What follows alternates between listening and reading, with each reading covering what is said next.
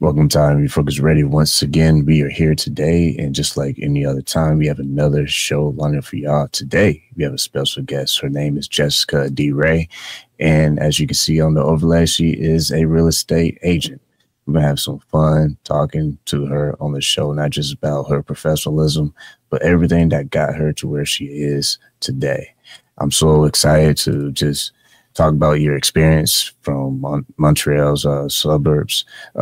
Tell us a little bit from the get-go, what inspired you to take this career path? Because obviously you do a lot more than this, but let's figure out how you got to where you are. Funny you asked that question. I kind of stumbled upon it, really. I was in a corporate position prior, but I really noticed my skill set was really with people, and I always loved everything about house and home, and I think mixing the both just really allowed me to see that I could do something in real estate. So I asked a local broker if they needed any help, and that's kind of how it progressed.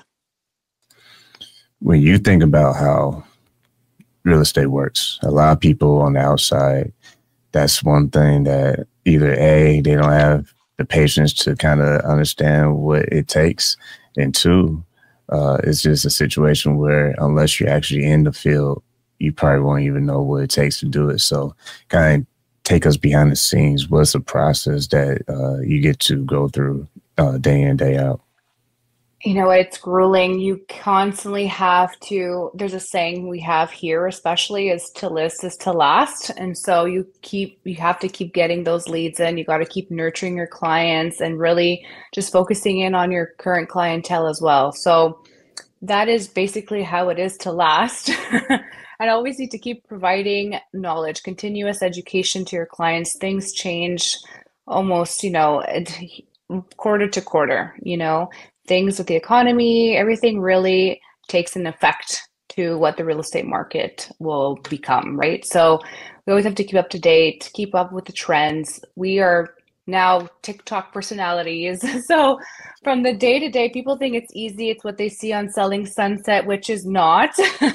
There's a lot of behind the scenes that people don't see. There's a lot of frustration. There's a lot of tears. There's a lot of sacrifices that we have to make. And no, we don't set our own hours. At the end of the day, we are at the beck and call of our clients. So we're just typically on the road, making sure that, deals are happening. We answer our phones, emails. It's a lot. It's kind of what you see out there, just without all the fancy glam.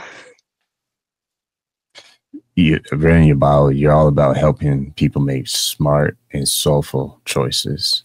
When you think about the process, what it takes for you to get a potential client to actually get in the deal, what's some of the strategies that you have been able to come up with as you have been in this industry for a while now? I always bring it back to basics and always come back to the question of what is that lifestyle you're looking for? Yes, I predominantly work in the suburbs too, but there's so many different areas that are really diverse and that really are different. And depending if you like to be near water or if you want to be next to a better school. So I always ask the client, what is your lifestyle? What is enough space for you, or what is the maintenance you'd like to have for a home? Are you a pool person, or would you rather not upkeep a pool?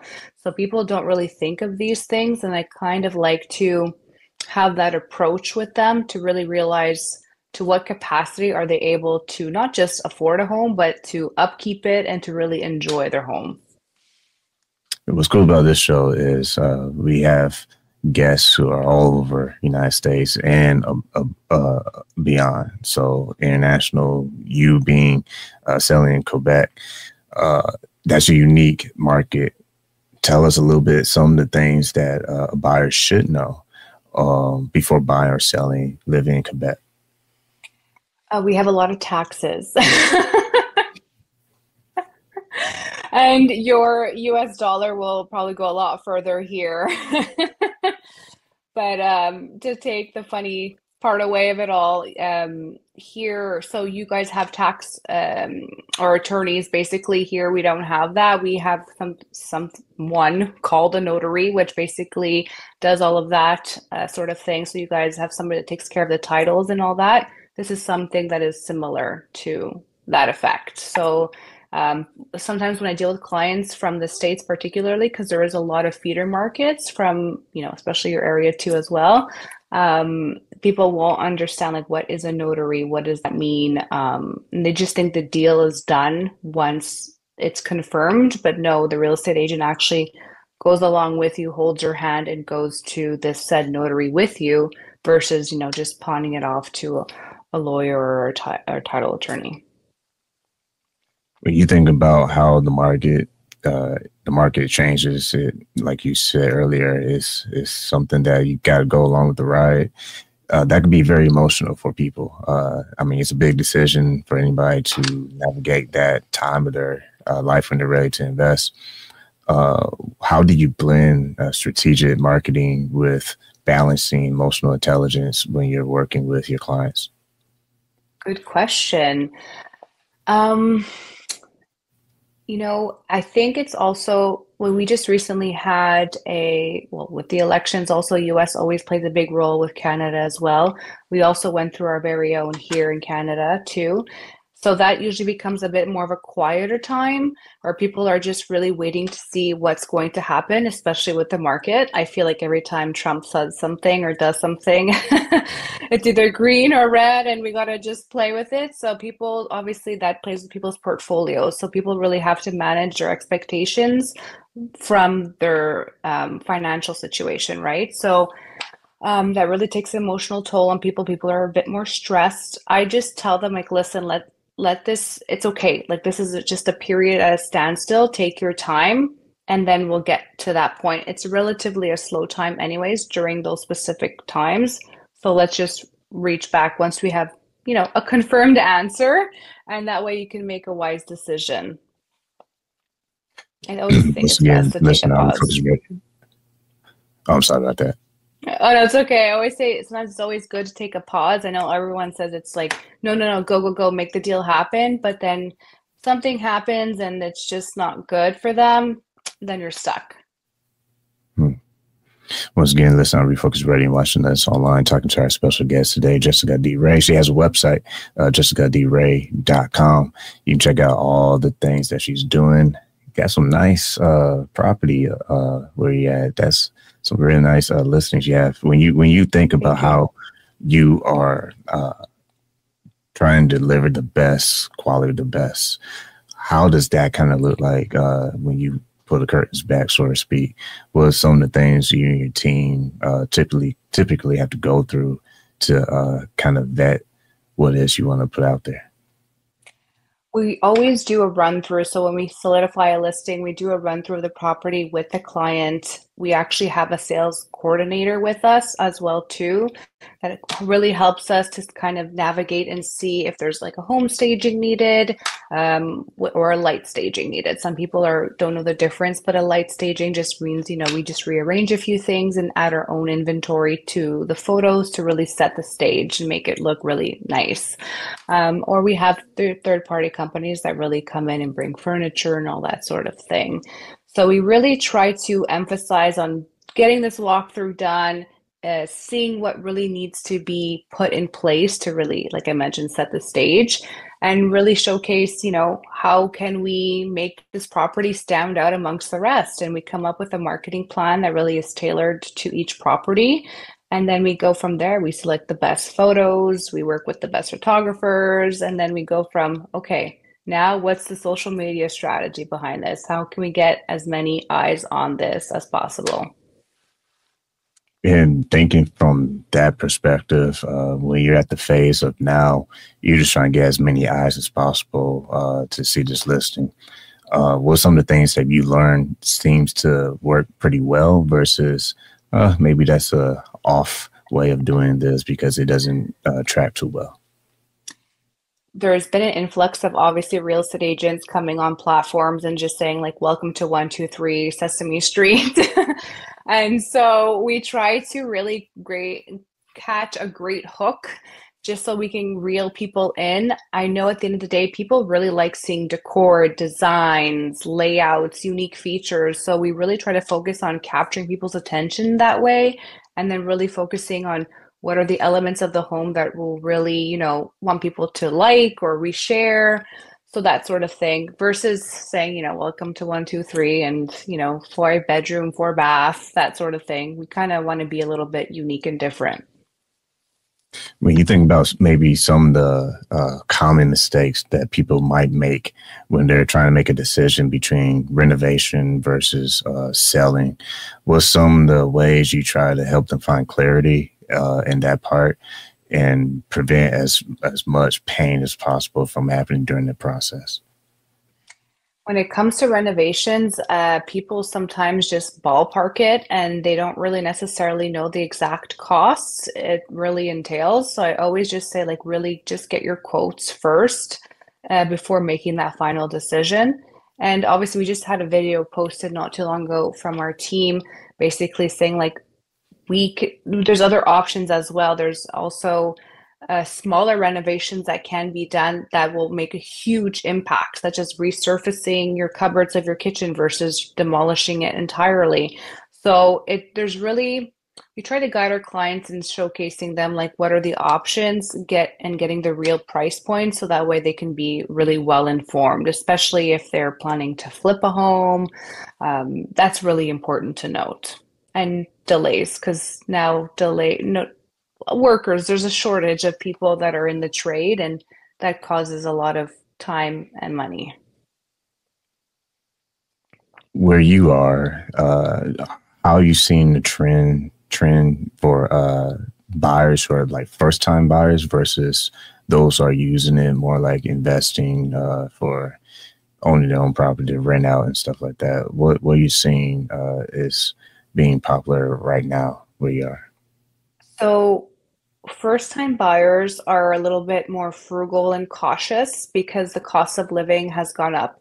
So they're just, okay, if we're going to put this much down, even if it's our dream home, we got to make sure, food is on the table still. So I'm seeing that as a trend. They're just being more cautious of how they're spending and want to really make sure they can, afford their lifestyle as well. They don't want to necessarily back down from taking that, one vacation or two vacation a year.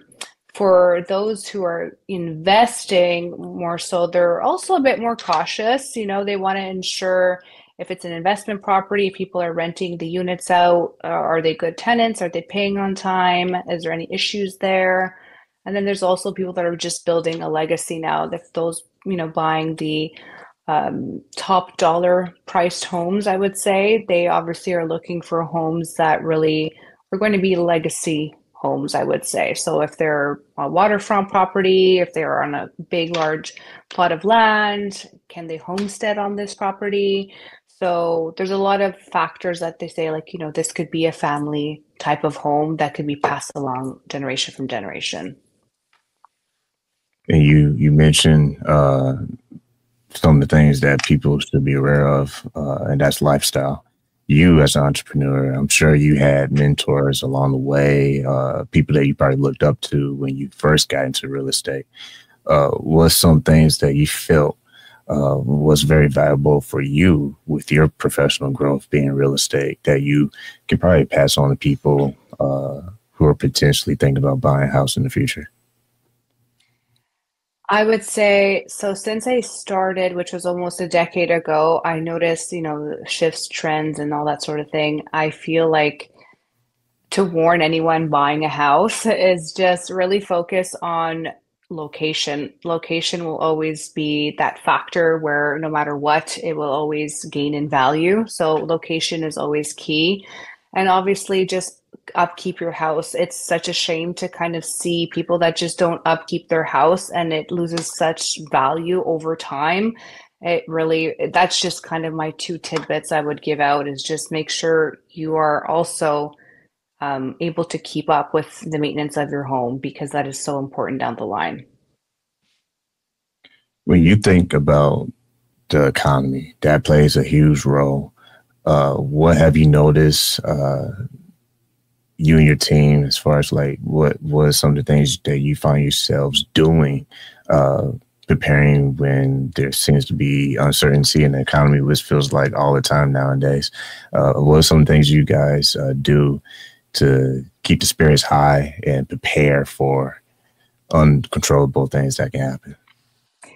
Education. We always just try to keep our clients, our viewers online too, just educated about what's going on, our 2 cents on the matter. There's always, our real estate board gives out information and stats as well too. So making sure they receive that, whether it's like through a newsletter or a video that we post out. So I think it's always just keeping top of mind that they can come to us if they have any questions. And of course, to kind of dilute the situation a little bit is just, yeah, same thing like I mentioned before. It's just like take a beat and like let's revisit something right after this, with this type of economy and shift that we're going through. Some people are just not ready to pull a trigger right away, and that's okay. Again, it depends on what their financial capabilities are. I also think it's important to be working with their third parties. So example, financial advisors or their bankers, just to make sure that we're on the same page and to really focus, this is the trajectory we're going on and let's go down this route. And so everyone's on the same page. It facilitates everything. But the economy, it's always it's always something. So we try to just keep them knowledgeable as much as we can. Once again, listen to Refocused Radio and watching us online, talking to our guest, Jessica D. Ray. Go to her website, jessicadray.com. When kind of expanding on the financial part again, when you think about resources that are out there to help people to be educated, I'm sure you and your team point them in the right direction. But when it comes to someone who's a first-time buyer and they may have some financial things that they need to put in check and get it taken care of, like debt with credit and all that, what some of the things that you would say based on what you've seen people should really prepare for as early as possible versus jumping into trying to rush a decision to just get a first-time home? I usually supply my clients like with a list of things I say to watch out for. And we always have a list of what not to do before you go to a notary and you're planning on transacting, because there's things that are become red flags. But for instance, I had a recent conversation with a client of mine who was thinking of selling a property and then putting that cash towards another property in the future. And they said, well, right now I can't do it because, these things are in the way. And so I kind of gave them a game plan to start, the wheels in motion. And one of them being, let's fix your credit score. So how do we do that? And so, I kind of led them to check out their credit score, how they can do that. And then speak also with, even though it was a long-term plan, but speak with a mortgage broker that was able to kind of guide them as what kind of options were ahead for them if they were to do this option A and option B, because they had other scenarios in mind. So that also plays a role in deciding, okay, well, then I got to put this much cash down, or if I can go find it this way, then I'll do it that way. So I think it's always guiding them properly even if it's a long-term plan, make that connection happen right away, because the more knowledge they can have now will depend on what they can do in the future. When you look at the whole process of inspection for our audience, kind of explain what that looks like, whether it's a new home or a recently renovated home. What is that whole process working with those companies and inspecting the home? Inspections can be quite scary and people always get so nervous and worked up about them, but I'm always like, this is good. We have to know the health of a home. As I say, it's like going to the doctor. We got to check up and just see what works and what doesn't. And if it all works, then great, So, and also if it doesn't, something not working, then we got to figure out how do we fix it and how much will that cost. So it's not a daunting, scary scenario. I think it's a good thing. How to manage the expectation is to really guide the client and say, this is what an inspection is for. This is how it's going to work. It could take up to 4 hours, example, depending on the size of the home. It could be less or more. and this is what to expect. And so again, with my clients as well too, I kind of give them a little text beforehand just to be like, okay, we set up the date. Here's what to bring that day. Bring a notepad, and in case you want to write down some notes. But the report will be done from the inspection, and then you'll get to review it, share it with me, and then we'll go through everything together. And I will be there as well too to write my own notes. So it's always like a conversation. Write down your notes, follow along, follow the inspector, and we'll just reconvene after to kind of see what's going on with the house and come up with a game plan.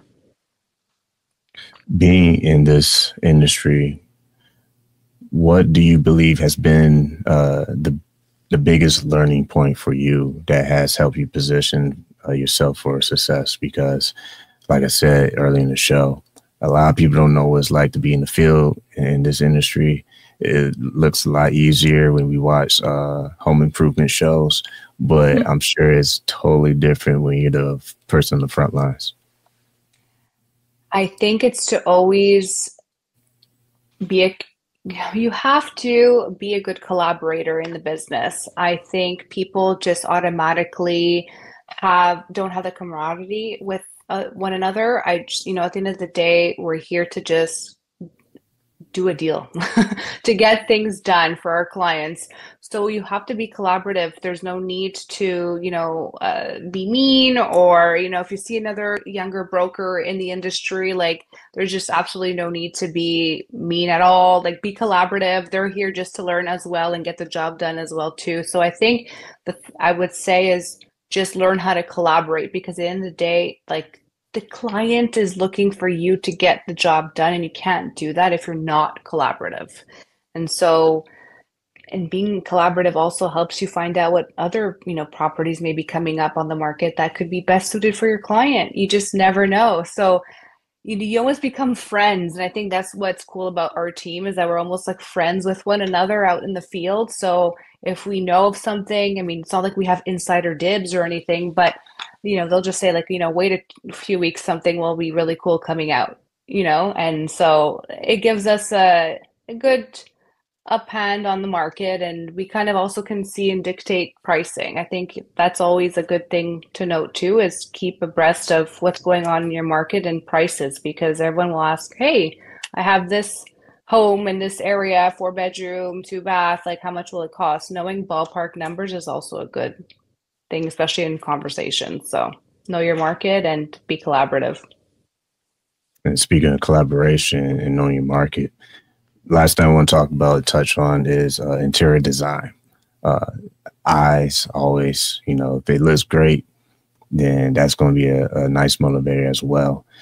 When you look at the process of understanding what's in the house, how it looks like in presentation wise for the photographer, videographer, what's some of the things that you feel are like fundamental, like it's like you can't get away from this, that you feel kind of sets the tone before buyers get to see the presentation part of how it looks like inside?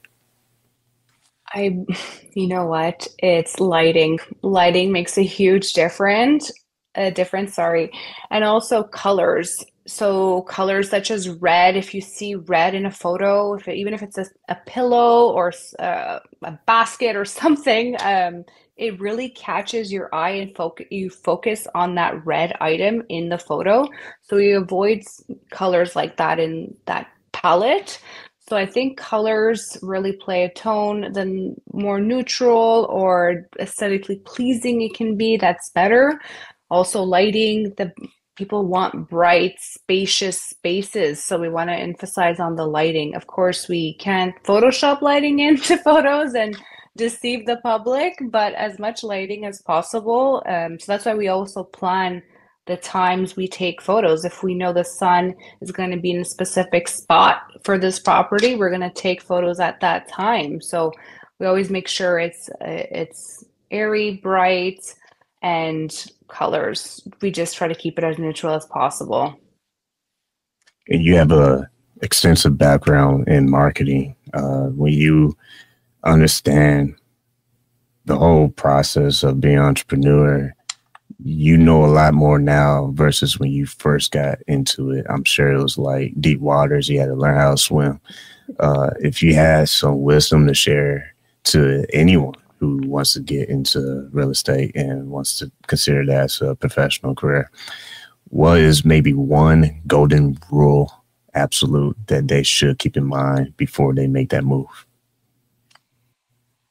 I would say get a mentor or shadow somebody, learn from somebody prior. I had the privilege of having to do so for 2 years before I actually went on to my own, and I was able to really be more confident, especially because I was younger in the industry. So that really helped a lot. And still to this day, I mean, 10 years in, I'm still constantly seeking community and coaching. So there's always something to learn. So I think that is very, very important. And I've also just, things change, trends change, just being around people that are like-minded like you in the same industry and are there to really help and guide. I think that's important. So I'm part of also a program where we just meet up once a week and we kind of show best practices of what we're doing, and they're from all over the world. So I think that really, really also helps too in how you have your business, is also because you can help not just people locally, but internationally as well. Not to So throw a curve. to Okay. wrap it up, because I can be a talker, I would just say mentor and community. I mean, that those are the two top things. Oh, no worries. I didn't want to throw a curveball, but just hearing you talk, I was like, well, I wonder how much technology is impacting your industry, because I know you're probably like, oh no, he's going to talk about AI. Well, here we are. That's like the hottest thing in everybody's talk show host experience. So my last question for you is, how has technology impacted your industry? What's some of the things that you see are valuable and some things that you feel like we're still going to keep it to the basics? So, of course, when we write property descriptions, AI has been there to help navigate and create these really refined texts, so to speak. I still like to write my own. I feel like there's some kind of nostalgia there, but it does really help in creating these marketing pieces for sure. There's also technology, AI technology to virtually stage properties as well too, and that's come a long way. Before we'd have to manually ask a graphic designer to put things in and out of photographs, where now AI, you just prompt it to ask to do something and it looks, so real and can be used.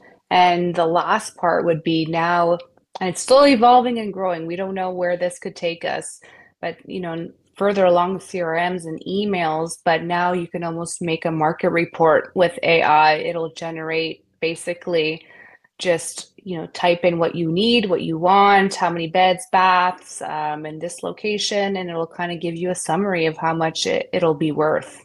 So you can really now quickly, within seconds, give a client an estimate of what their houses could be worth.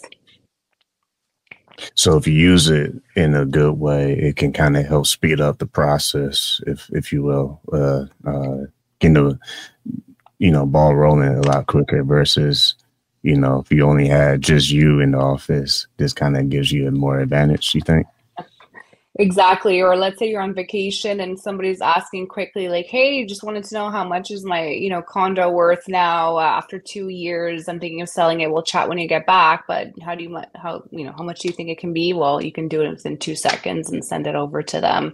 So I think the technology is helping us do our job faster and a bit better, so to speak. But that human to human contact, I think, is always needed in this industry. So that I don't think can ever be replaced. Awesome. Well, once again, been listening to I Am Refocused Radio and watching us online. Talking to our guest today, Jessica D. Ray. Go to her website, jessicadray.com.